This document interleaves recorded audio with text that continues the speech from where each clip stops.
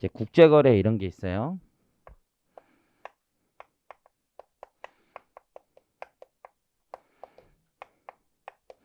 국외 특수관계인이 있는데 여기 내국 법인이나 거주자가 있겠죠. 물건을 팔았어요. 예를 들면 매출. 근데 매출을 했는데 돈을 적게 받은 거예요. 너무 싸게 판 거죠. 그럼 부당이익이 걸리는 거잖아요. 그러면 일종의 매출 누락이 생긴 거예요. 이해하셨죠? 그러면 우리 법인세에서 어떻게 해요? 차변에 매출 채권 잡아야 되는 거죠?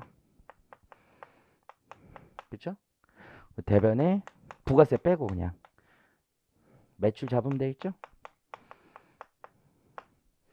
그럼 법인 과세가 되는 거잖아요. 그렇죠? 그래서 매출 잡아서 이렇게 법인 과세를 해요. 옛날에 내가 맨 처음에 이거 만났던 회사가 캐나다 회사에 있어. 전화기 만든 되게 유명한 회사인데 매출 누락 뭐 300억 뭐 이렇게 탁 잡는 거야. 어마무시하더라고. 이해하시겠죠? 그럼 이제 문제는 뭐냐면 이 돈이죠, 돈. 누락된 거니까 받아와야 되는 거죠. 그래서 받아와야 돼요. 받아올 게 확실하면 뭐가 되는 거야? 소득 처분이 유보가 되면 되는 거죠. 받아올 게 확실하면 유보돼요. 받아오면 까면 되는 거죠? 이해하셨죠? 안 받아오면 어떻게 돼요? 사회 유출인 거잖아. 안 받아오면. 그죠? 받지 않으면. 받아오면 유보가 되지만 안 받아오면 사회 유출이 되는 거예요. 그럼 원천 징수도 해야 되는 문제가 생기는 거예요. 여기까지 이해하시겠죠? 근데 이게 사회 유출이 두 가지 형태가 있다고 보시면 돼요. 내가 이쪽 회사의 주주야, 주주. 아니면 이쪽 회사가 나의 주주일 수도 있죠. 두 가지 경우가 있잖아요. 내가 투자자인 경우가 있고 피투자자인 경우가 있을 거 아니야. 내가 투자자라면 저걸 뭐로 바꾸면 되냐면 주식으로 바꾸면 되는 거야. 내가 투자자면. 즉 내가 이쪽에 주주면 내 주식의 취득 원가를 얹으면 되는 거예요. 이해하시겠죠? 그래서 주식의 취득 원가를 올리든지 내가 피투자자에 이쪽이 주주야. 그럼 배당으로 보면 되겠죠? 배당으로 보면 돼요. 여기까지 이해하시겠죠? 그럼 나는 주장하면 돼요. 첫 번째, 받아올 거다. 그럼 받아오고 나서 확인되면 유보로 끝낼 수 있는 거예요. 그리고 받으면 이미 끝난 거죠? 안 받을 거면 저 밑으로 가면 돼요. 이해하시겠죠? 요 구조라고 보시면 돼요. 첫 번째 구조는. 왼쪽에 가봅니다. 개념.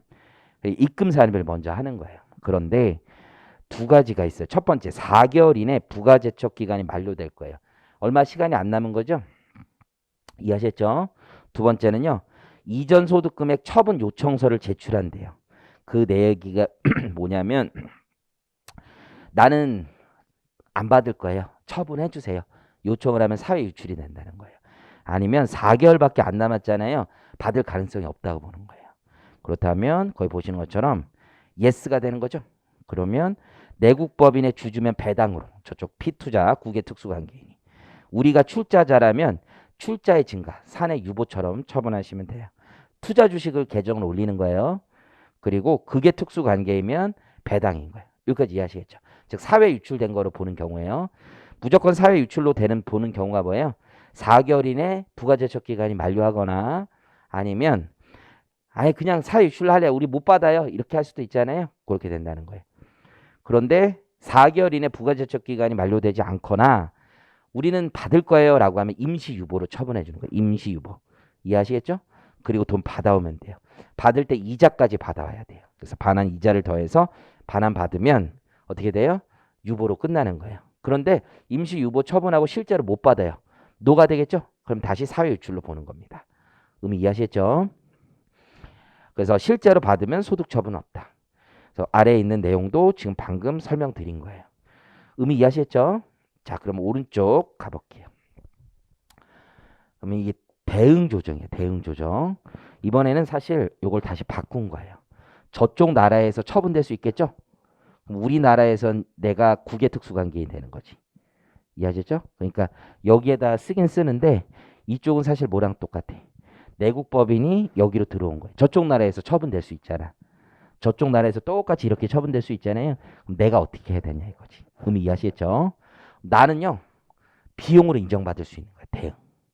저쪽에서 매출 누락이 있으면 난 매입 누락이 된 거죠. 원가로 때려 넣을 수 있는 거야. 원가. 원가로 때려 넣는다는 얘기는 다른 말로 하면 차변에 비용이 뜨고 대변에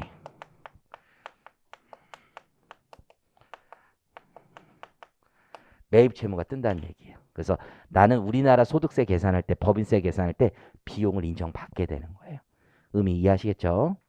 그러면 이제 남은 문제는 나는 줘야 되는 거잖아요. 그죠? 주면 문제가 없죠. 근데 안 줄 수도 있죠. 안 주면 사실 자산 수중 이익이 생기는 거잖아. 그럼 법인세를 또 내야 되는 거잖아. 결국 비용 인정 못 받는 거랑 똑같은 거지. 지금 의미 이해하시겠죠? 비용을 넣었다가 매입 채무 생겼는데 줘야 되는데 안 줄 수도 있잖아. 안 주면 자산 수중 이익이 생기는 거잖아요. 근데 이걸 자산 수중 얘기하면 국세청이 뭐를 강요하는 거예요? 외화 반출을 강요하는 거죠. 존나 돈 줘, 돈. 그렇잖아요. 이거 주라고 국세청이 떠미는 것 자체가 더 이상한 거예요. 생각해보면. 이해하시겠죠? 그럼 요거 안 주면 입금이야 아니에요. 입금 안 잡겠다는 거예요. 이해하셨죠? 요거 안 줘도 입금 안 잡겠다. 이게 작년 시험 문제 나오긴 했어. 이해하시겠죠? 가볼게요. 대응 조정. 그렇게 상호합의 절차가 종료되면요. 우리 그에 따라서 재계산할 수 있다는 게 대응 조정. 영어로 corresponding이라고 그래요. 대응해서 조정해 주는 거예요. 밑에 세무 조정 잠깐 보시면 동그라미 2번.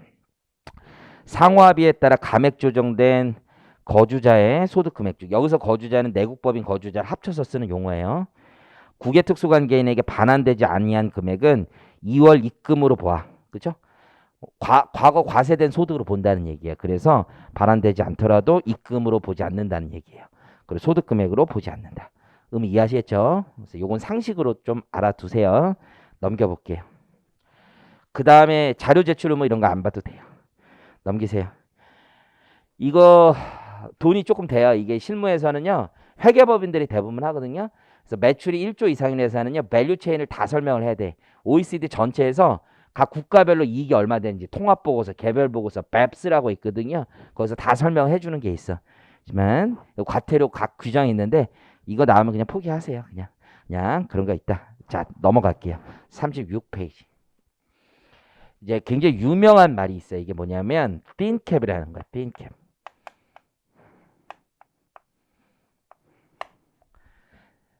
토익 봤죠?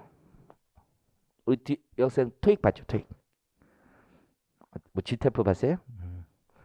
GTF 거기에도 나오는 단어 아니에요? 틴. 단어 이거 기억해요? 맞는 것 같아요. 얇다 그쵸? 뭐가 얇다는 게 캐피탈라이제이션의 약자예요. 그 얇은 모자라는 게 아니라 얇은 자본이란 뜻인데요. 우리나라에서 외국에가 우리나라에 투자를 했어요. 그런데 이렇게 투자를 할 수도 있고 부채를 이렇게 많이. 그리고 우리나라에 투자할 때 이렇게 투자할 수도 있죠. 여기가 부채고 여기가 자본이잖아요. 그럼 우리나라에서 버는 돈은 똑같은데 자본의 구조를 좀 달리할 수가 있다고요. 이건 자본 구조를 어떻게 하는 거야? 차입을 많이 일으키는 거죠. 돈 빌려주는 것도 지가 빌려주는 거야. 아니면 지가 안 빌려주면 수합 거래를 보통 해서 세무사 공부하면 수합이 뭔지 잘 모르는데 바꾼다는 거야. 이게 변동금리, 고정금리 바꾸거나 해가지고 중간에 지급 보증을 세워가지고 시티뱅크에서 돈을 빌리는데 실제는 모 회사가 돈을 빌려준 것 같은 거래를 이끌 수도 있거든요. 어쨌든 직접 빌려주든 아니면 수합 거래를 하던 이렇게 차입을 많이 일으키면 이게 왜 이렇게 하냐면 이런 거예요. 나는 어차피 100% 주주야 대부분. 이 회사를 지배하고 있단 말이야. 50% 이상이니까. 근데 얘한테 돈을 주고 이익을 받을 때 배당으로 받으면 우리나라에서 법인세 낸 돈을 배당으로 받는 거잖아요. 근데 이걸 이자 형태로 받는다면 똑같은 돈이잖아. 이걸 돈을 빌려준 거라고 이자를 받으면 우리나라의 법인세가 줄어들 거 아니야. 그렇죠? 그럼 이왕이면 어떻게 하는 게 우리나라의 법인세를 줄이는 방법이야? 왼쪽처럼 하는 게 법인세를 줄여요. 오른쪽처럼 하는 게 법인세를 줄여요. 왼쪽처럼 하는 게 법인세 엄청 줄이는 거예요. 그죠? 왜 여기는 이자 비용이 많이 생겨가지고 과세소득이 줄어들잖아. 여기는 이자 비용이 안 생기잖아. 이자 비용은 송금 처리가 되잖아요. 배당은 송금 처리가 안 되잖아. 이자에는 어마어마한 효과가 있잖아. 절세 효과가 있잖아. 절세 효과. 여러분들 그런 거 안 배워요? 그 재무관리 아니더라도 원가액에서도 가중평균 자본비용 이런 거 안 배워요? 와크 이런 거 안 배워요? 웨이티드 에버리지 캐피탈 코스트 해가지고 배우잖아. 뒤로 쓰나? 뎁트? 절세 효과가 있잖아. 절세 효과가. 어? 절세 효과가 있잖아. 그래서 에버리지 하는 거 아니야. 이거 왜 쓰고 있죠? 이거 아니야 이거. 어? 요거를 여러분들 안 배우는 거 재무관리 배우면 배운다고. 그치? 재무관리 배우면.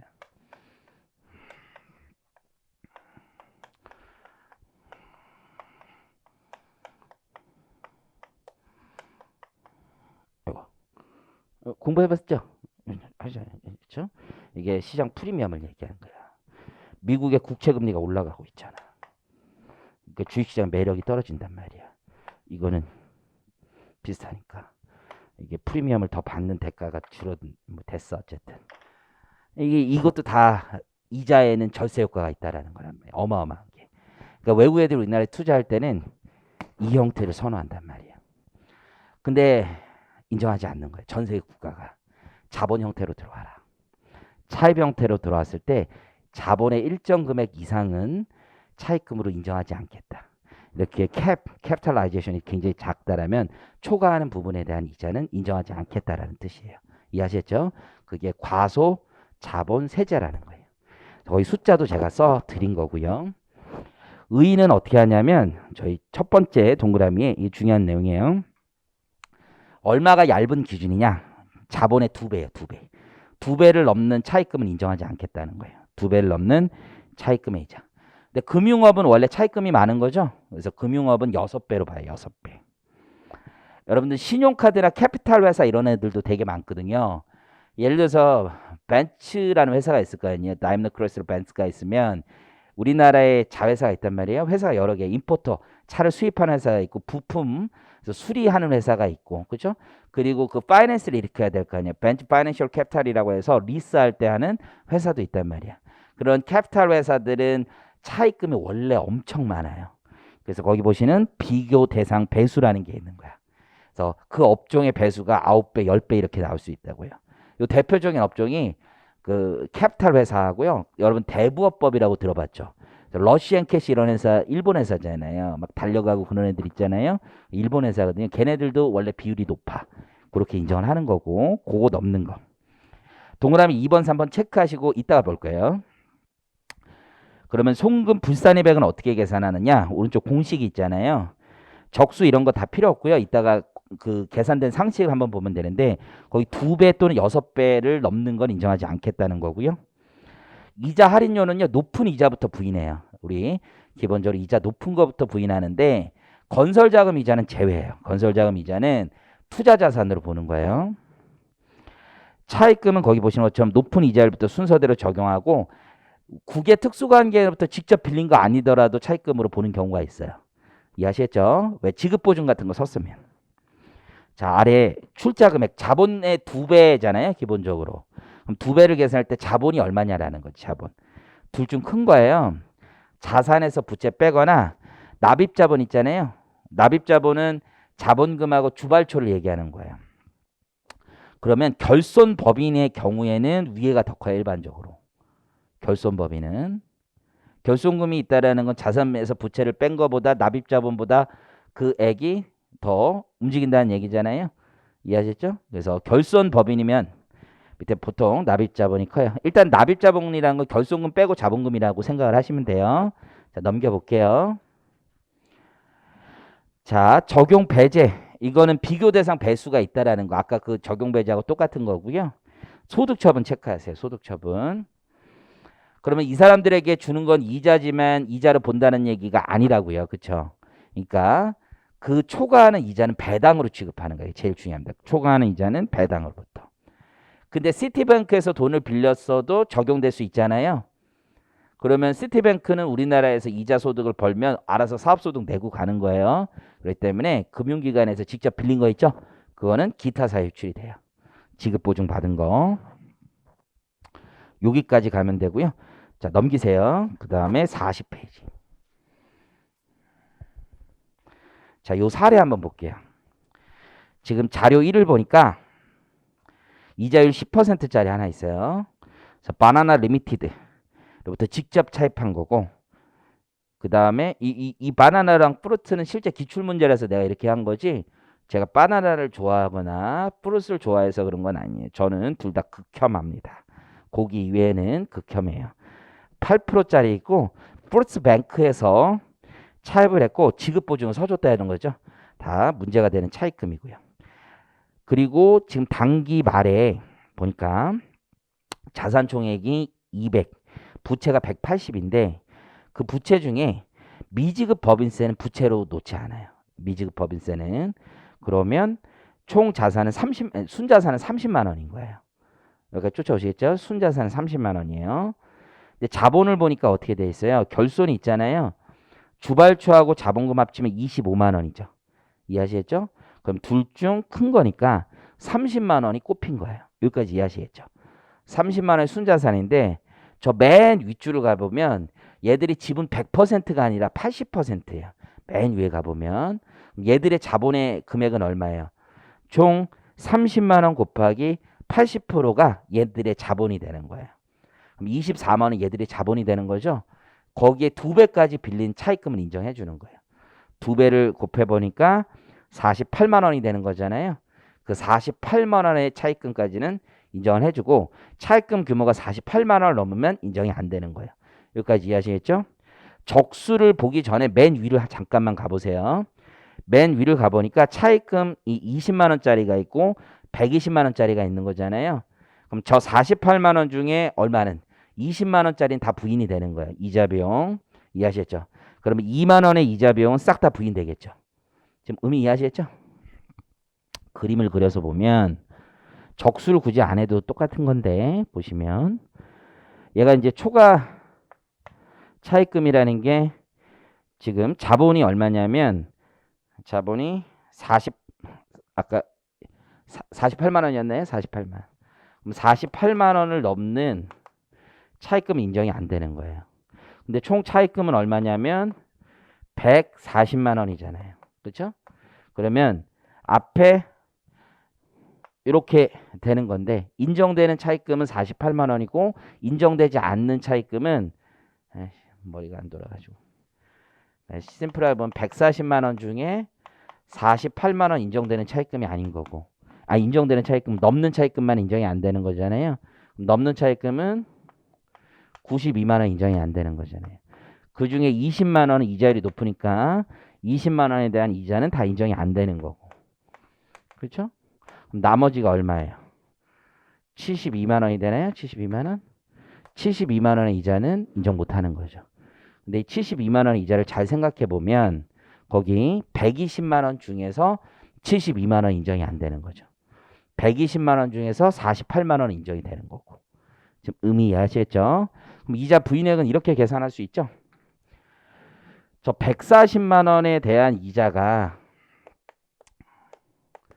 96,000원이잖아요. 그렇죠? 140만 원에 대한 이자가. 그러면 이 중에서 인정 안 되는 차입금이 48만 원 뺀 게 나머지가 인정이 안 되는 거잖아요. 그렇죠? 140만 원이네요. 총 140만 원의 차입금이 있는데 20만 원이고 120만 원에 대한 이자에 대한 문제가 남은 거잖아요. 그렇죠? 그 120만 원에 대한 이자가 96,000원이에요. 얼마예요? 96,000원이네. 그렇죠? 96,000원의 이자가 발생했는데 이 중에서 인정 안 되는 차입금이 있는 거잖아. 그 인정 안 되는 차입금이 72만 원 인정이 안 되는 거죠. 비례식을 돌리면 되는 거죠. 그렇죠? 그렇죠? 돌리면 요거 x로 두면 얼마예요? 60%가 되나? 96,000원에 60% 하면 얼마 나와요? 57,600원 나와요? 그거만큼 부인된다는 얘기야. 의미 이해하시겠죠? 제가 우리 종민이 초등학교 교과서를 하자 초5예요. 초5인데 그 코로나가 된 다음에 우리 종민이는 학원을 다녀본 적이 없어요. 요즘 초등학교 5학년도 학원 많이 다닌다고 하는데 아무도 안 다니는데 수업 때 내가 자주 얘기하는데 혼자서 핀란드 수학을 이렇게 많이 봐요. 그래서 집에 있으니까 그냥 할 게 없으니까 선행이 비슷하게 된 거야. 엄마랑 같이 하다 보니까. 지금 그래서 중학교 2학년인가 3학년 거 하더라고. 그래서 빨리 하더라고. 어쨌든. 근데 핀란드 교과서를 보면서 진짜 너무 잘 썼다고 생각이 들어요. 핀란드 수학 짱이야. 거기는 너무 잘 썼어, 너무. 우리나라 교과서의 문제점을 내가 알았어. 우리나라 교과서는 생활하고 너무 거리가 멀어. 그죠? 거기는 목적지가 확실해. 그리고 단원이 쪼개져 있지 않아. 단원이 되게 넓어. 우리나라 수학 교과서는 단원이 너무 쪼개져 있더라고. 하나하나 유형 1, 유형 2, 유형 2 이러면 가는 목적지가 안 보여. 목적지가. 그래서 초등학교 교과서를 보니까 이렇게 돼 있더라고. 이제 분수 뭐 이런 거 배우고 그러잖아요. 분수 배우는데 목적지가 뭔지가 핀란드 수학이 명확하게 있어. 그 목적지가 뭔지 알아요? 비례야, 비례. 분수가 결국 비례식이야, 비례식. 내항의 곱과 외항의 곱은 같다라는 거 있죠. 다 비례야. 세법에서 우리 지급이자 이런 거, 근데 수업 들은 친구들 겁나 단순하게 한단 말이야. 이게 다 비례야, 비례. 수적 감각이라는 게 조금 있어야 될 거 아니야. 비례식, 비례식. 이게 눈으로 보이면서 그림을 탁탁탁탁 돌아가는 사람이 있고, 아, 씨, 이거 숫자가 많네. 이런 사람이 있다고요. 그렇죠? 우리가 적어도 수적 센스가 조금만 있었으면 좋겠어. 그게 되게 중요하거든. 그게 실수도 안 하고 이게 보이는 게 되게 중요한데. 그렇죠? 그게 있어. 결국 가는 게 있어. 결국 가는 게. 그게 되게 중요한데. 뭐 아닌 말고요. 자, 어쨌든 첫 번째 개념을 배웠어요. 그런데 지금 이렇게 보는 관점은 다 BS 관점인 거야. BS. BS. 이자를 너무 많이 줬다라고 생각하는 건 이런 관점도 있는 거예요. 인컴 스테이트먼트 관점도 있어. 여러분들이 회계학 같은 걸 하다 보면 이자 보상 배율 이런 거 들어봤어요? 재무회계에서 들어본 적 없어요? 이자 보상 배율? 뭐 하고 싶은 얘기는 많지. 재무회계 교과서에 없을 리가 없어요. 재무 비율 분석 뒤에 있지 않아요? 거기 이자 보상 배율이 있을 텐데 우리가 영업해서 버는 이익이 100만 원이에요. 그럼 이자를 한 20만 원 내잖아요. 그러면 이자를 영업해서 번 돈으로 5번 낼 수 있다는 뜻이에요. 그러니까 차입 부채 비율이 높은지도 중요하지만 내가 벌어들이는 소득 대비 얼마의 이자를 낼 수 있는 능력이 있느냐. 이것도 굉장히 중요한 거잖아요. 그렇죠? 은행의 LTV라는 용어 들어봤어요? 시사 용어서 LTV. 처음 들어보는 거 아니죠. 신문 보면 많이 나오잖아. 내가 집값이 10억인데 LTV가 60%란 건 loan to value라는 거야. 자산 대비 빌릴 수 있는 돈이 60%라는 거야. 그래서 수도권이 이 론 LTV가 되게 낮다고. 근데 DTI라는 얘기 들어봤어요? DTI? 환장하겠네. DTI라고 있어요. 이게 뭐냐면 인컴 대비 차입을 얼마나 일으킬 수 있냐 이거야. 지금 DSR도 있고 뭐 되게 다양한데 우리나라의 여러분 부동산 문제 핵심은 다 필요 없고 금융이야. 그냥 집값이 왜 올라갔냐. 정부가 잘못한 것도 있죠. 그걸 부인하는 건 아니고 다 필요 없어. 그냥 금리야. 그냥 심플해. 그냥 금리야 여러분들. 전세값 왜 올라갔냐고요? 임대차 3법 뭐 이런 것도 문제 있겠지만 다 필요 없어. 금리야. 이게 회계나 이런 거 하는 사람은 금리가 제일 중요하다는 생각이 되게 출발이 있어야 돼. 그냥 심플해. 예를 들어서 우리 이훈엽 세무사가 여기 역삼도에 오피스텔 전세를 얻었더라고. 근데 하루가 모르게 1,000만 원씩 올라가. 근데 그거 잘 생각해 보면 그래서 오피스텔이 월세가 50만 원이라고 쳐봐. 근데 대출을 예를 들어서 2억을 받아. 오피스텔 같은 게 대출 90%까지 나온단 말이야. 그럼 대출 2억을 받았을 때 금리가 2%라고 쳐봐. 전세가. 그럼 2%면 얼마 돼? 연에 400이잖아. 그렇잖아요. 400만 원을 12로 나눠봐. 그럼 30 몇만 원이잖아. 월세 내는 게 싸, 전세 내는 게 싸. 전세 내는 게 무조건 싼 거 아니야. 그죠? 그러면 2억 2천, 2억 3천을 주더라도 50만 원 될 때까지 올라가는 거 아니야. 단순한 거야. 근데 금리가 겁나 비싸. 한 4%, 5% 가. 5% 가면 얼마야? 2억 빌리면 2천만 원이야. 1,000만 원. 그럼 이제 50만 원이 아니라 월세가 90, 80 가는 거 아니야. 그럼 사람들은 못 빌려. 내려가는 거야. 월세는 고정이야, 여러분들. 이건 소득 수준에 따라 결정되는 거야. 그렇잖아요. 집값이 올라가는 건 미래 현금 흐름을 다 땡겨왔어. 밸류, 현재 밸류는 무조건 미래 현금을 다 땡겨오는 거야. 미래 현금은 고정돼 있는데 금리가 낮아지면 어떻게 돼? 가치는 그냥 올라가는 거야. 1년 동안에 10년치, 20년치의 가치가 한꺼번에 올라가는 거라. 금리에 따라. 떨어질 때도 어떻게 돼? 한꺼번에 떨어지는 거야, 이게. 다 장부 노름이야. 실제 소득이 인컴이 발생하는 건 나중이라고. 예, 금리가 제일 중요한 거야, 금리가. 그러니까 회계학을 하는 사람은 그 정도 생각은 가지고 있어야 돼. 어쨌든 내가 벌어들인 영업이익 대비 이자를 얼마 주느냐도 대단히 중요한 거지. 이해하시겠죠? 그러면 외국에서 내가 돈을 빌렸을 때도 적정 이자를 주는지에 대해서는 내가 벌어들인 소득 대비 얼마의 이자를 주느냐. 이게 굉장히 중요하지. 근데 이게 이자라는 건 현금주의잖아요. 대부분이. 근데 소득이라는 건 회계 기준이잖아. 그렇잖아 지금. 회계 기준을 비교하는 건 적당하지 않아. 현금 기준과 비교하는 게 가장 중요하다고. 그러면 여러분 영어로 EBIT이라는 게 있지. EBIT. 처음 들어봤어요? EBIT? Earnings Before Interest and Tax예요. 이익인데 이자와 세금을 내기 전에 이익이야. EBIT. 우리 친구 재무관리 배우지 않았어? 그때 배우잖아. 이게 제일 중요한 것 중에 하나잖아. 근데 실제 캐시플로우는 감가상각 전의 이익이란 말이야. 그걸 우리가 EBITDA라고 해. EBITDA. EBITDA라고 하는데 근데 선생님들은 EBITDA라고 그러나? 우리나라 사람들 EBITDA? 미국 애들한테 EBITDA 그러면 못 알아들어요. 여러분들 진짜 거짓말 아니에요. 외국 애들하고 많이 만나거든. EBITDA 나 처음에 회사하고 나서 EBITDA 그러니까 못 알아들어. 어쨌든 EBITDA. 그래서 EBITDA가 있단 말이야. 이게 감가상각 전액이라고. Earnings before interest, tax, depreciation and amortization 이런단 말이야. depreciation이 유형자산이고 얘가 무형자산에 대한 상각비라면 상각비 주기 전에 이익을 얘기하는 거야. 진짜 캐시플로우라고. 이게 영업해서 벌어들이는 캐시플로우하고 뭐를 비교하는 거야? 이자의 수준을 비교하는 거야.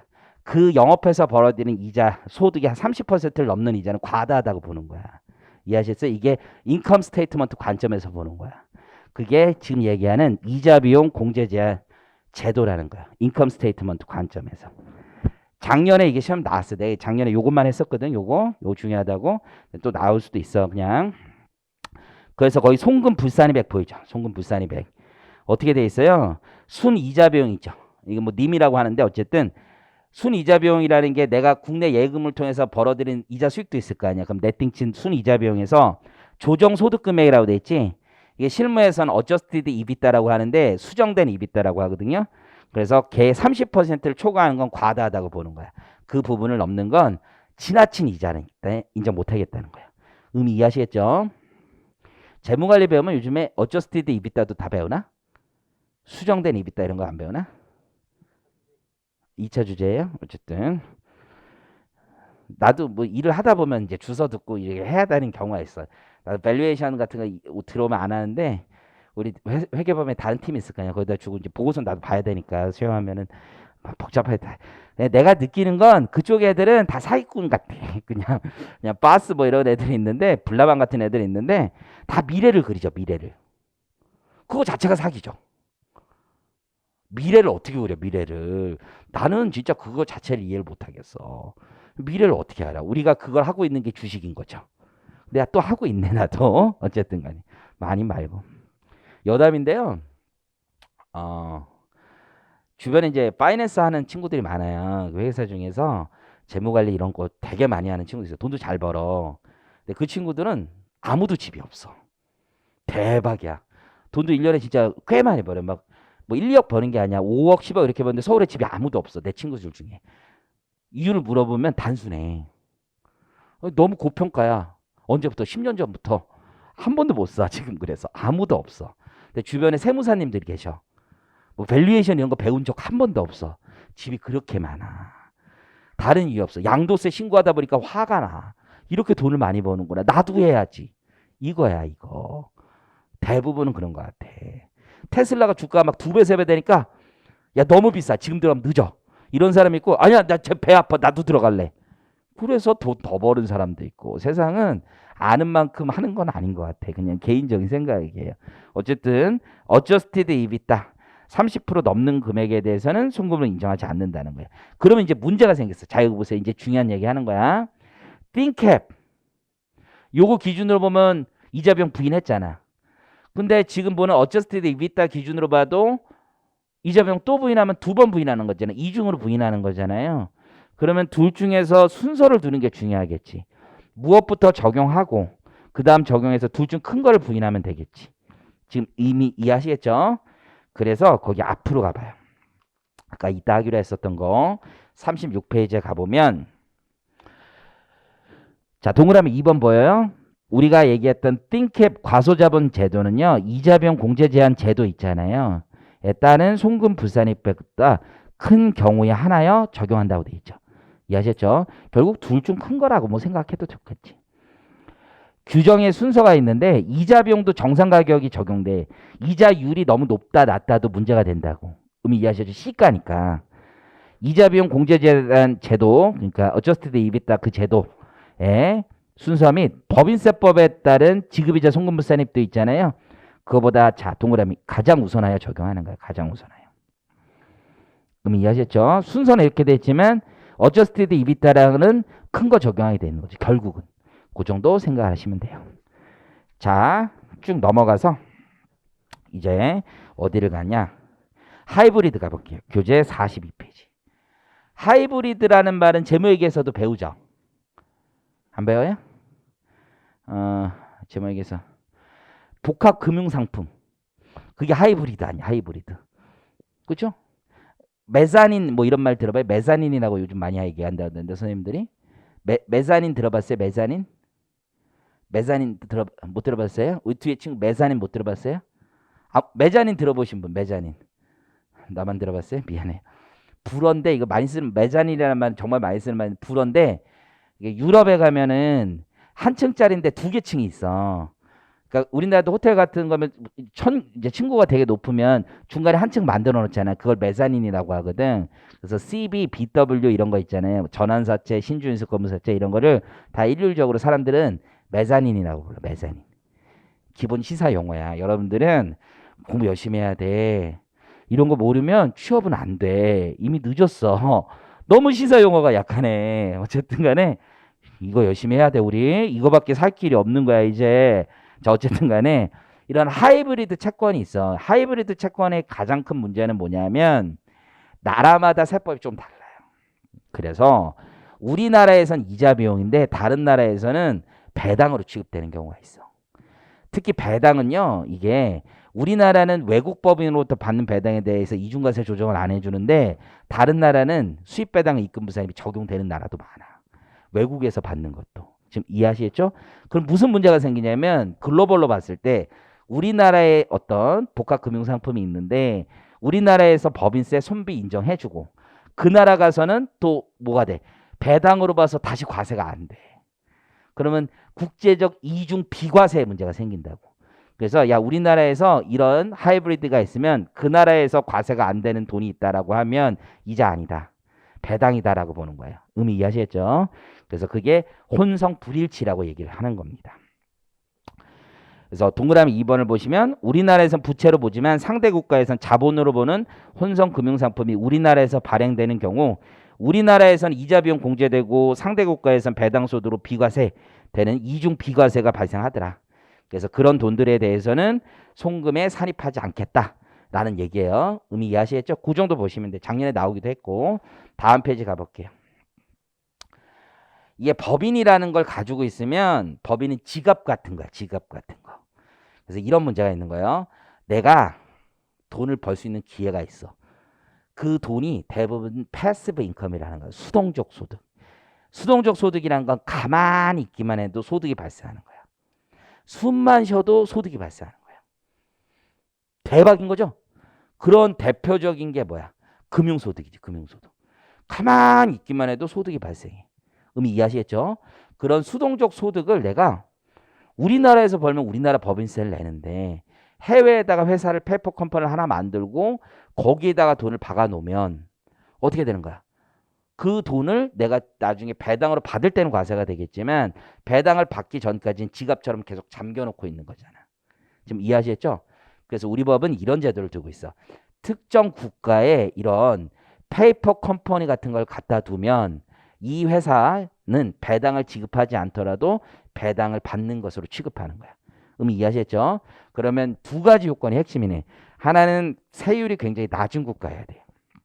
그걸 특정 국가라고 부르고, 두 번째는 그러한 회사가 벌어들인 소득의 종류가 수동적 소득이어야 돼. 재투자가 필요 없는 소득이라고요. 이해하셨죠? 적극적 액티브 인컴, 적극적 소득 계속 투자가 필요하니까 배당을 받지 않는 게 당연할 수도 있어. 우리나라의 상장법인들 중에 배당 안 주는 회사가 더 많아요. 삼성전자 이런 회사는 배당 주지만 우리나라 회사 중에서 배당 안 주는 회사 되게 많아. 왜? 재투자 자금이 없으니까 배당할 여력이 없는 거야. 이해하시겠죠? 어쨌든 간에. 그래서 그걸 특정 외국 법인의 유보소득, 배당 안 줘도 배당 받는 것으로 간주하는 소득이 있습니다. 이해하시겠죠? 자, 그런 나라는 세율이 15% 이하인 국가야. 거기 하나만 체크. 나라는 법에 정해진 게 아니라 15% 이하 국가야. 유효 세율이 15%밖에 안 돼. 근데 놀라운 거 하나 얘기해 줄까요? 다른 나라도 이런 거 다 적용할 거 아니야. 다른 나라도 이런 제도가 다 있을 거 아니야. 그럼 다른 나라가 우리나라를 볼 때 특정 국가를 보는지가 궁금하지 않아요? 다른 나라가 우리나라 볼 때 특정 국가입니다. 법인세가 굉장히 낮은 나라이기 때문에 특정 국가야. 우리나라 여러분 15%야. 왜냐면 세액 공제나 감면이 되게 많아. 그러니까 실질적 세율이 15%가 안 되는 경우가 꽤 있어. 그래서 유럽에서 아예 특히 우리나라가 작년 재작년에 없앴는데 외투법인이 투자하면 외국법인 감면 제도가 있었어. 100% 세금 면제가 있었다고. 유럽에서 한국이 조세 피난처라고 얘기를 했다고요. 언론에도 나왔어. 그래서 그 제도를 없앴지. 재작년에 조세특례 제한법에서. 어쨌든 그래. 우리도 마찬가지고 15% 이하 국가에 간 거야. 자, 그럼 오른쪽에 다른 거 없고 그림에다 별표.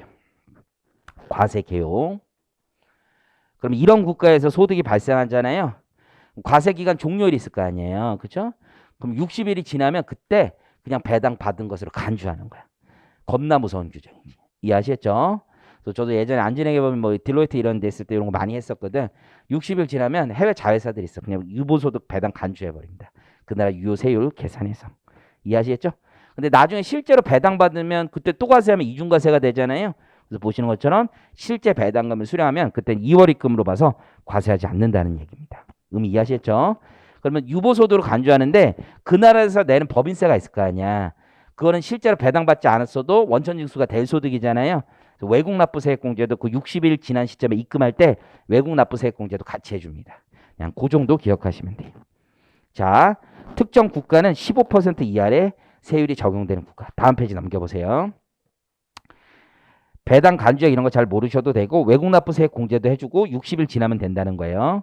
그리고 오른쪽에 입금불산입이라는 제목을 보시면 실제 2월 입금, 실제로 배당 받으면 그때는 과세하면 안 된다는 얘기예요. 그 정도 기억하시면 돼요. 그 정도. 넘기시고 적용 배제 있어요. 교재 48페이지. 이거 다 못 외워. 그냥 개념을 아시면 근데 문제 풀 수 있어. 내가 자신 있게 얘기하니까 개념을 아시면 풀 수 있어. 자, 동그라미 1번 체크합니다. 그 나라에서 벌어들인 소득이 2억밖에 안 돼. 이해하시겠죠? 그러면 무조건 적용 안 해. 세율이 몇 프로든. 왜냐면 우리나라도요. 2억 이하의 소득에 대해서 법인세 세율이 몇 프로야? 10%밖에 안 되잖아. 지금 누구 탓을 해? 누가 싸다고 그래? 우리나라보다 더 싼 나라도 별로 없는데. 그렇잖아요. 우리나라가 더 싼데 뭘 얘기해? 2억 이하는 건드리지 않아. 넘는 국가에서만 건드려. 근데 아까 얘기했죠. 이게 패시브 인컴에 대해서만 적용하는 거잖아. 패시브 인컴. 수동적 소득. 그게 개념이야, 개념. 그러니까 그 나라의 사업장이 있잖아요. 그 나라에서 실제 액티비티가 일어나. 무슨 얘기인지 알겠지? 그 나라에서 실제로 제조업이나 이런 거 하면 적용하지 않아. 수동적 소득만 적용하는 거야, 기본적으로. 이해하셨어요? 그래서 동그라미 2번에 보니까 그 국가에서 사무소, 점포, 공장 등의 고정된 시설을 하고 있어요. 실제 사업을 하는 거잖아. 이해하셨죠? 그런 경우에는 적용하지 않는다는 거야. 이해하셨죠? 그런데 실제 사업장이 있더라도 수동적 소득에 가까운 소득이 있다고요. 실제 사업장이 있어도 진짜 코만 풀면 돈 나오는 애들이 있지. 아니 진짜 별 노력을 하지 않아도 사업을 하는 것처럼 보여도 진짜 아무것도 안 해도 되는 거 있잖아. 제가 생각하기에 제가 주변에서 보는 사람 중에서는요. 일 하나도 안 하고 돈 버는 사람 대표 주자는 기장 많이 하는 세무사님. 최고야 최고. 그냥 유일한 스트레스는 여직원 관리, 우리 북키핑하는 직원 관리 이외에는 스트레스가 없어. 그냥 그 자체로 행복해. 나는 그런 생각 많이 들어. 나는 내 인생엔 다 이게 파도가 있어. 파도가. 기본적으로 다 파도가 있는 것 같아. 여러분 어떻게 생각할지 모르겠는데 내가 그냥 솔직한 얘기를 하면 나는 이제 25살 되기 전에 회계사 시험에 합격했지만 지금만 생각하면 이게 되게 억울해. 더 놀다가 했어야 되는데. 그런 생각도 많이 들어. 그리고 내가 합격했을 때 내 형들 있어. 나 학교 같이 공부하던 형들 중에 회계사 시험 계속 떨어졌어. 그 나중에 그 당시엔 세무사 시험 쉬웠어. 지금은 어려웠지만 그때는 쉬웠거든. 그때는 한 3,000명 봤던 것 같아. 회사 한 22,000명 보고 3,000명 중에 한 400명, 500명 붙었던 것 같은데 그냥 공부하시다가 안 되면 그냥 했어. 그때는 뭐 그게 세무사 시험 보면 뭐 박수도 안 쳐주고 그런 시절이야. 그런데 지금 와서 사는 거 보면 그 형이 최고야 최고.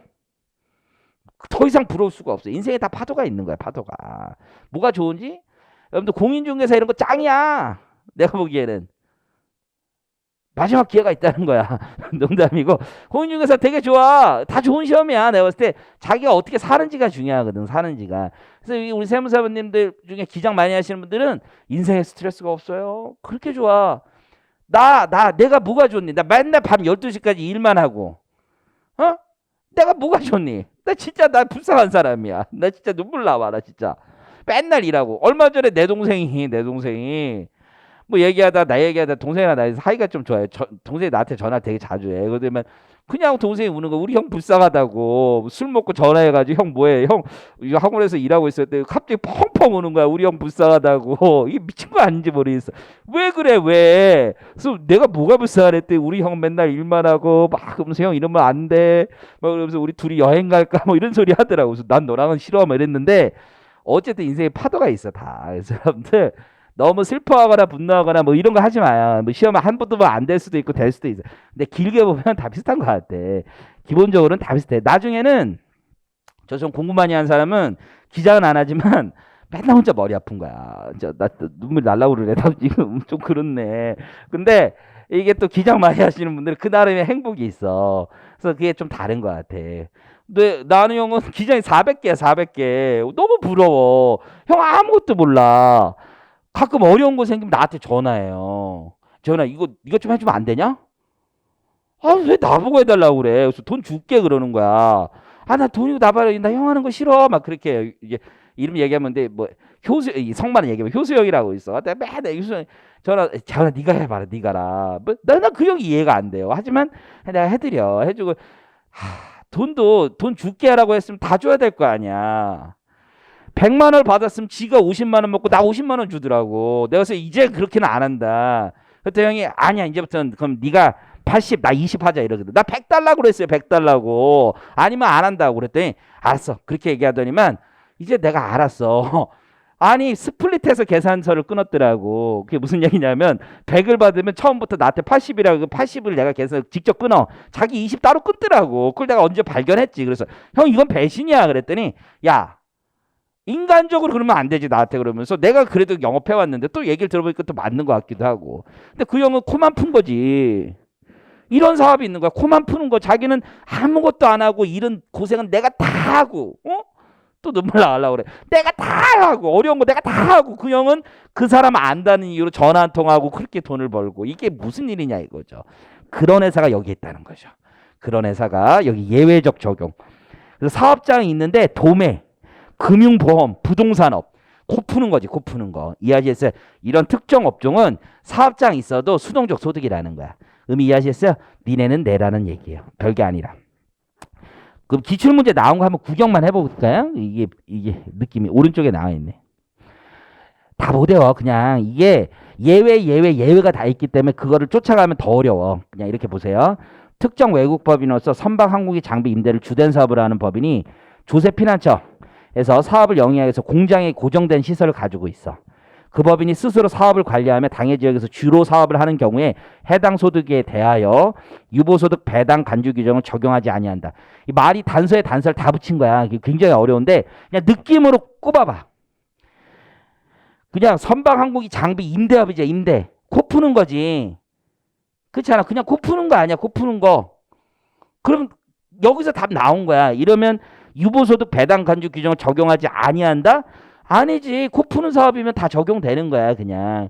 이해하시겠어요? 사업장이 있는지 없는지 원래 없으면 코 푸는 거 당연한데 사업장이 있더라도 코 푸는 사업이라면 코 푼다는 게 뭔지 알죠? 이거 너무 슬랭인가? 그냥 이렇게 한번 풀면 돈 나오는 거야. 어? 코 한번 이렇게 풀면 돈 나오는 사업이라고. 이런 애들 적용한다는 거야. 이걸 다 외우려고 그러면 40% 이런 거 하면 끝도 없어요. 여러분들 기억도 안 나. 요 정도 해도 맞춘다고. 이해하시겠죠? 자, 이제 기타 규정.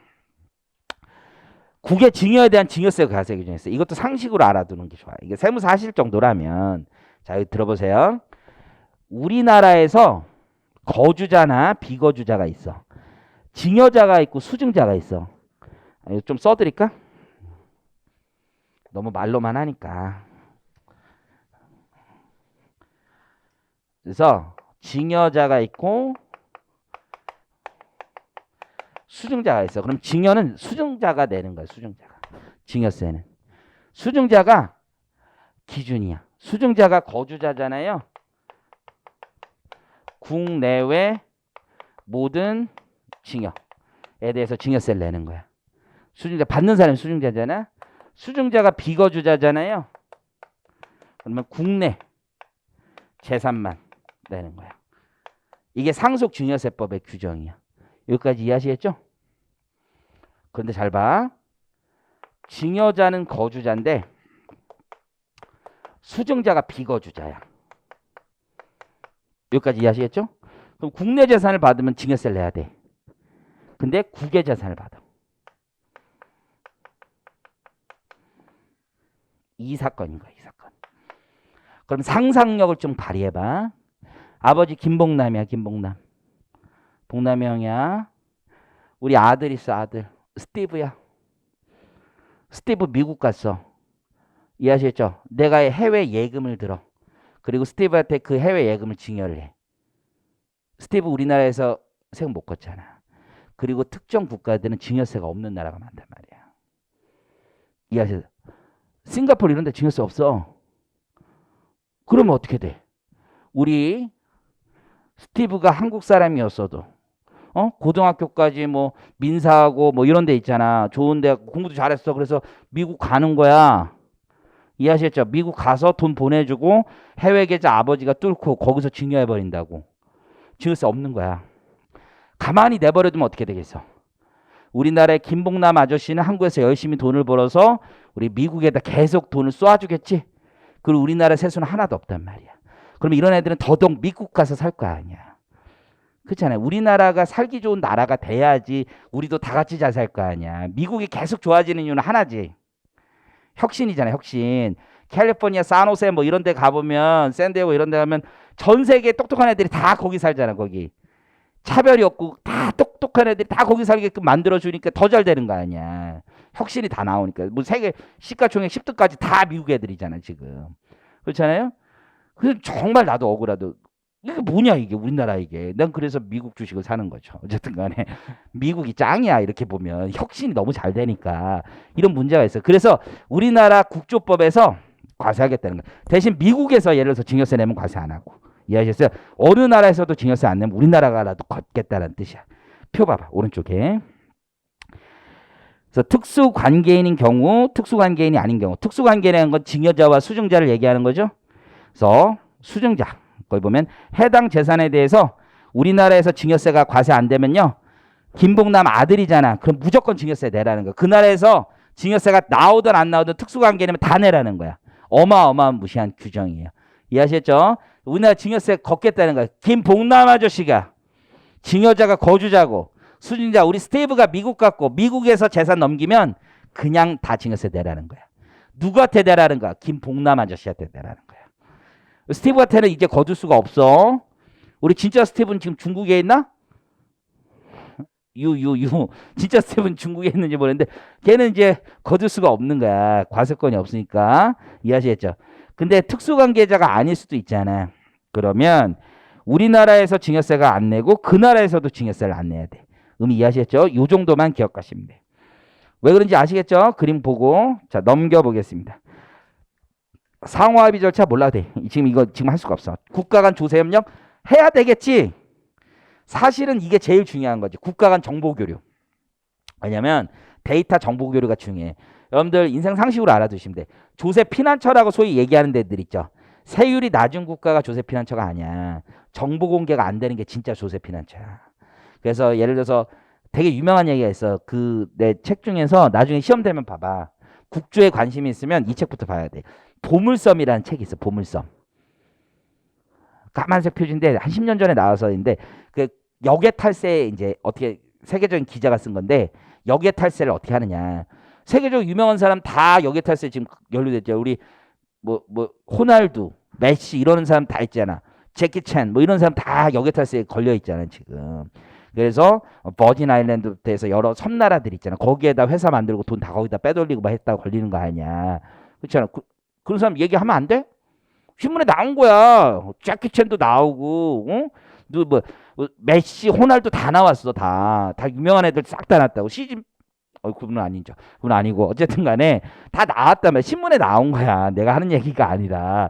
어쨌든 간에 우리 저기도 나왔잖아. 그 뻑과 아들 목사 된다고 지금 얘기하시는 분 있잖아. 그냥 봐도 여기 탈세 나온 거 아니야. 다 계좌가 있자. 계좌는 있는 것까지 확인되는데 문제가 뭐야? 얼마 있는지는 몰라. 지금 그게 문제야. 그 정보 교류가 안 되는 거야.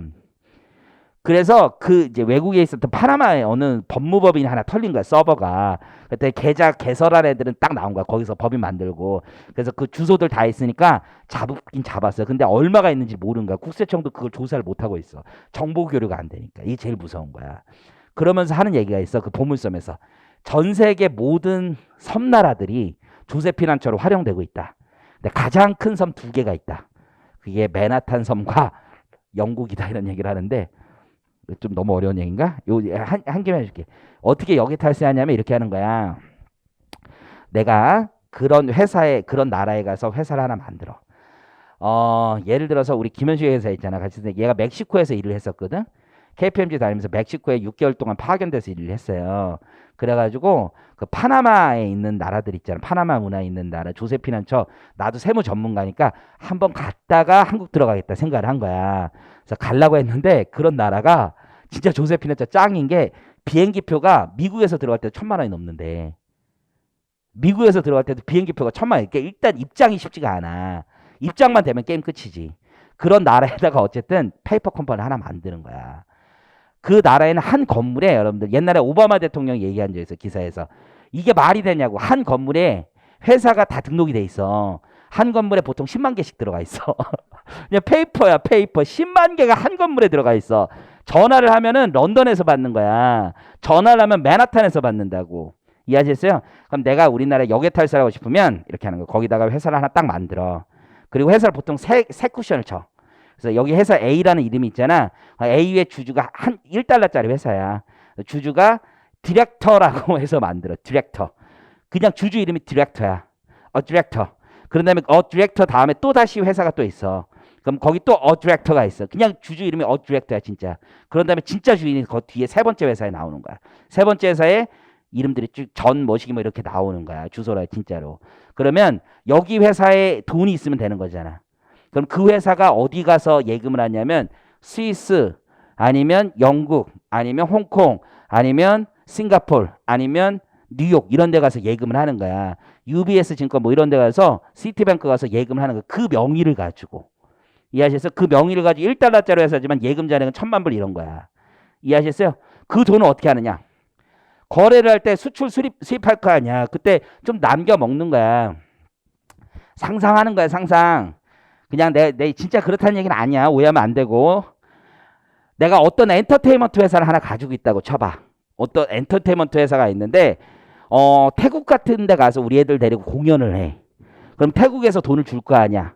근데 태국 애들한테 얘기를 하는 거야.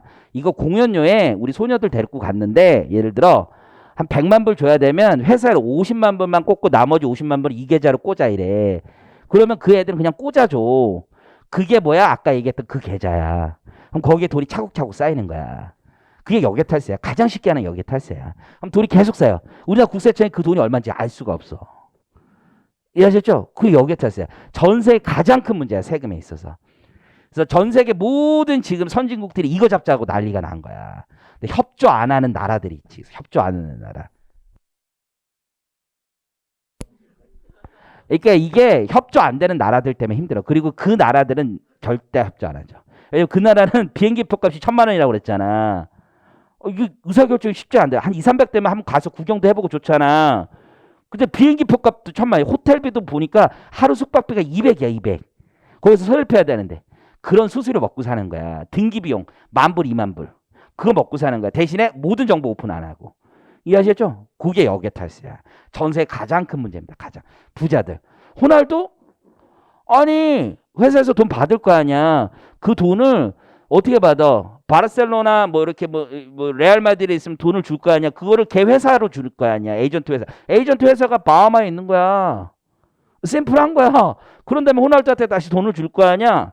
호날두한테 돈을 줄 때 한 50%만 주고 50% 남겨놓는 거야. 호날두는 소득을 50만 잡는 거지. 근데 이게 탈세냐 아니냐 이 문제가 있는 거야 결국. 호날두가 직접 받을 거를 거기에 있는 회사로 통해서 잠겨놓은 거 아니야. 그러면 실제 소득은 100인데 얘네들도 주장을 하는 거 뭐야. 나 돈 거기 잠겨놓은 거다라고 하는 거지. 지금 이해하셨어요? 잠겨놓은 거다. 그러니까 특정 유보소득에 배당소득이 있는 거야. 잠겨놨어도 배당 받는 걸로 간주하겠다. 이런 제도들이 전 세계에 다 있는 거야. 지금 이해하셨어요? 역탈이 전 세계 가장 큰 문제야. 우리나라에도 역의 탈세 방지가가 따 있어. 그래가지고 여기에 전 세계 세금이 지금 20, 30% 이상이 날라갔다고 봐요. 전 세계 세금에 두 개의 구멍이 있어. 하나는 미국도 똑같아. 자영업자들. 뭐 신문 보면 뭐 미국의 자영업자는 탈세 안 할 것 같아. 미국도 제일 많은 게 그거야. 두 번째가 역의 탈세, 역의 탈세. 다른 거 없어. 근로자 유리 그 자체죠. 유리. 그렇잖아요. 그게 안 돼. 그래서 역탈 이런 게 제일 문제야. 그래서 국가 간의 조세 협력이 필요한 거야. 근데 이게 잘 안 돼요. 우리나라 국세청에서 미국 애들이 우리나라에 자료를 달라고 하면 주겠어? 그것도 이상한 거지. 자국민 보호가 필요하잖아. 그렇잖아요. 이게 굉장히 어려워. 그래서 미국은 빼카라고 해가지고 미국 국민이면 전 세계 어느 나라의 소득든 다 신고할 의무가 있어. 그래서 우리나라 국세청이 빼카에 따라서 다 줘야 돼. 정보를. 이해하셨어요? 그거 다 준단 말이에요. 빼카. 그게 있는 나라도 있고 없는 나라도 있고 그런데 우리나라가 좀 문제가 있어요. 어쨌든 뭐 여러 가지 있어. 네, 더 재밌는 얘기 많은데 어쨌든 여기까지 넘기시고 마지막에 60페이지 이것만 하고 끝낼게요. 해외 금융계좌 신고. 그러니까 정보가 제일 중요해. 정보가. 해외 금융계좌 있으면 무조건 신고하라는 거예요. 과태료 규정이 어마무시합니다. 이게. 지금 여기에 걸려있는 사람들 굉장히 많다고 보시면 돼. 그래서 이거 신고 안 하면 과태료가 굉장히 커. 일단은 보시면 해외 금융계좌가 있으면 무조건 신고해야 돼. 해외 금융계좌. 선생님 저도 미국 주식 투자하는데 신고해야 되나요? 야 너는 삼성증권을 통해서 갔잖아. 해외 금융계좌는 미국 시티뱅크 증권계좌를 텄어야 돼. 이해하셨어요? 한국에서 지급대리인 이런 거는 국내 계좌예요. 국내 계좌. 이해하셨죠? 해외 계좌. 그래서 거주자나 내국법인 중에서 해외 계좌. 선생님 저는 미친 척하고 시티뱅크에서 진짜 텄어요. 저도 신고해야 되나요? 너 한 주 샀잖아. 5억 원은 있어야 돼. 5억 원은. 거기 보시면 계좌 잔액이 5억 원은 있어야 돼. 매월 말 기준이야. 매월 말 기준. 이해하셨죠? 월말 기준 연 한 해 중에서라도 5억 원 한 번이라도 넘으면 신고하는 거야. 이해하시겠죠? 두 번째, 거주자 및 내국법인의 판정은 사업연도 종료일, 과세연도 종료일을 기준으로 해. 거주자인지 아닌지. 그리고 계좌는 1년 중 어느 달 말일이라도 5억 원 넘으면 무조건 신고하는 거야. 신고 의무 면제는 이런 거예요. 첫 번째가 미국에서 우리나라에 와서 거주자가 된 사람이 있어. 근데 거주 기간이 얼마 안 되면 사실 세법상 거주자지 얘네들이 역외탈세 이런 것까지 하긴 힘들어. 그래서 1번은 그런 단기 체류 거주자 뭐 이런 규정이고 2번 3번 당연한 거 아니야? 국가가 왜 이걸 제출해? 금융기관은 원래 해외 계좌 있는 거잖아. 그런 거 제출할 필요 없다는 얘기예요. 그냥 그 정도 상식으로 아시면 돼. 오른쪽 해외 금융회사에다 계좌 트면 하는 거야. 해외 금융회사. 내년부터야. 근데 내년부터는 내년에 이건 시험 무조건 나오는 거지. 비트코인 계좌도 신고하라는 거야. 비트코인 계좌도. 가상 자산 사업자 유사 사업자의 계좌 신고하라는 거야. 비트코인 계좌. 이해하시겠죠? 근데 2022년부터 기타 소득과세니까 내년부터 적용하는 거고 신고 대상 있죠? 그거 똑같은 거야. 해외 금융계좌나 가상 자산 거래에 다 신고하는 거야. 언제 신고하는지 체크하시면 되는데 6월 달에 신고하시는 거야. 6월 달에. 그래서 세무서 여러분들 앞에 지나가면 6월은 해외 금융 계좌 신고의 달입니다. 라고 앞에 LED에 딱 떠 있어. 이해하시겠죠?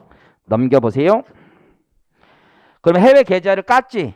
근데 국세청이 야, 너 이거 돈 어디서 생겼니? 출처를 소명하라고 할 수 있어. 또는 계좌를 안 깠어. 그랬다 걸렸어. 그러면 출처 소명의 의무가 있습니다.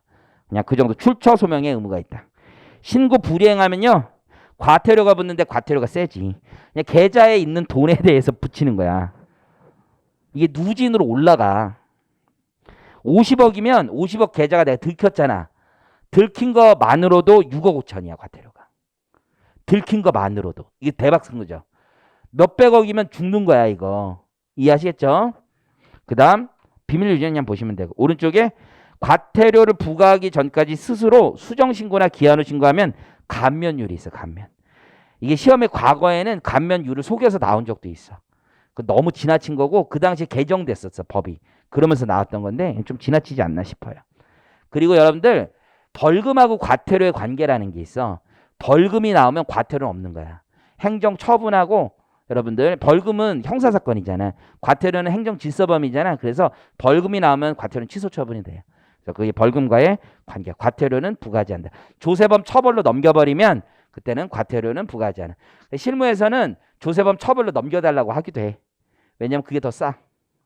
근데 법률상으로는 벌금은 형을 사는 거예요. 형. 죄인이 되는 거라고. 과태료는요. 그냥 질서범이죠. 그러니까 좀 다른 거지. 그래도 돈이 더 중요하죠. 너 같으면은 10억 내고서는 과태료 낼래 아니면 한 5천만 원 내고 벌금 낼래. 그럼 뭐 되겠어요? 벌금이지 우리 보통 사람은. 그렇잖아요. 내가 뭐 대통령 할 거 이런 거 아니라면 벌금 얼마 이상이면 공직에 출연 못하고 뭐 이런 거 있잖아요. 그런 거 아니라면 상관이 없을 테니까. 그 정도 보시면 되고 다음 페이지. 해외 현지 법인이 있으면 현지 법인 자료 제출 의무가 있어. 해외 부동산사도 자료 제출 의무가 있어. 그래서 제출 대상만 체크하시면 돼. 해외 직접 투자를 하셨잖아요. 그럼 투자 비율이 10% 이상의 투자 등의 경우에는 그 회사 우리 법인세 신고할 때 소득세 신고할 때 제출 의무가 있는 거야. 이해하시겠죠? 그 다음에 2억 원 이상의 부동산을 사도 제출 의무가 있어. 전부 다 정보 자료 제출하라는 거야. 요 정도 기억하시면 돼요. 자, 이래서 국조 끝나는데요. 제가 한 2시간 정도 했는데 요 안에서 대부분 나와요. 그렇기 때문에 너무 디테일한 거 나오면 나도 어쩔 수 없어요. 근데 그거 다 하려면 8시간 해야 돼. 8시간. 요 정도 해가지고 요 정도가 중요한 거다. 그리고 시험에 모르는 지문이 나와도 주제는 대부분 건드렸기 때문에 모르는 지문이 나와도 아는 지문에서 답을 찾으려고 노력을 해보세요. 그냥 모르는 지문은 맞다고 생각하시면 돼. 대신에 이거는 안 돼. 오늘 공부하고 나 이제 다 알았으니까 이제 또 공부 하나도 안 하고 모르는 지문 찾겠다. 아는 지문 찾겠다. 다 모르지 다 모르지. 그럼 나 뭐 어떻게 하겠어. 여러분들 말대로 들어가자마자 나가는 거 아니야. 게다가 선입선출로 나간다며. 어쨌든 그래서 마무리 잘 하시고 오늘 고생하셨습니다. 감사합니다.